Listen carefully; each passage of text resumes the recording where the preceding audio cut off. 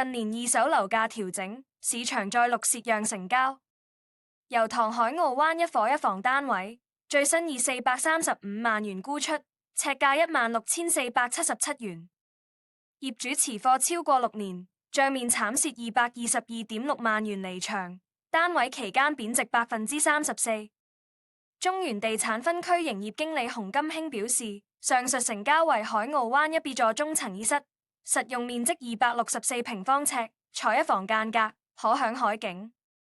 業主最初開價460萬元，最新厘減約5.4%至435萬元易手，尺價16,477元。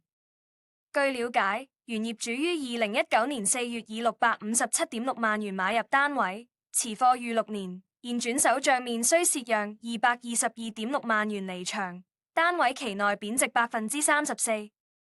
如連同上述成交，海澳灣年初至今共64宗二手成交，全部均為蝕讓，蝕幅介乎18%至38%。